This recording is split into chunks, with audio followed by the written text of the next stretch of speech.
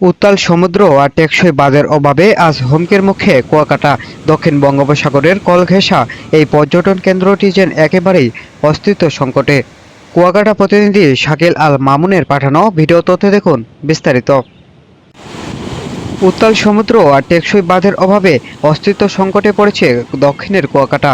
পটুয়াখালীর এই সমুদ্র সৈকত এখন আর শুধু পর্যটন কেন্দ্র নয়, এটি জীবন জীবিকা আর ভালোবাসার নাম। আর সেই অস্তিত্বেই আজ হুমকির মুখে। প্রতি বছর বর্ষা আর পূর্ণিমা অমাবস্যার দানা বাঁধে বিপদ। উত্তাল ঢেউ আছড়ে পড়ে সৈকতে, আর প্রতিবারেই হারিয়ে যায় ঝাউবন বসতঘর রাস্তা।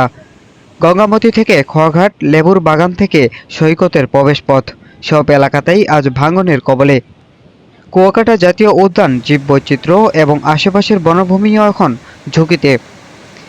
একসময় যেখানে ছিল লাল কাঁকড়ার আনাগোনা, অতিথি পাখির কলকাকলি, সবুজ ঝাউবন আর সাদা বালুর সৌন্দর্য, সেই স্থানে আজ ক্রমেই হারিয়ে যাচ্ছে সাগরের গর্ভে।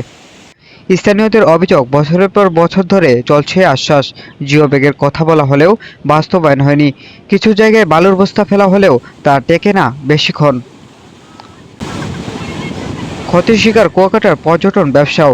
আশঙ্কা করা হচ্ছে, যদি দ্রুত কার্যকর বাঁধ নির্মাণ না হয় তবে কুয়াকাটার পর্যটন শিল্প একেবারে ধ্বংস হয়ে যাবে। পানি উন্নয়ন বোর্ড জানিয়েছে প্রকল্প প্রস্তাব প্রক্রিয়াধীন, বাজেট বরাদ্দ হলে কাজ শুরু হবে, কিন্তু কবে সে প্রশ্নের উত্তর মেলেনি এখনও। এ অবস্থায় স্থানীয়দের একটাই দাবি, প্রকৃতি ও মানুষকে বাঁচাতে চাই অবিলম্বে টেকসই বাঁধ ও কার্যকর পদক্ষেপ।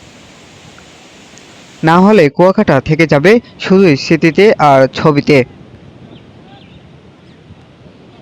দেশের খবর প্রতিদিন, সত্য প্রকাশে সারাক্ষণ। সবার আগে সব খবর পেতে চোখ রাখুন দেশের খবর প্রতিদিনে।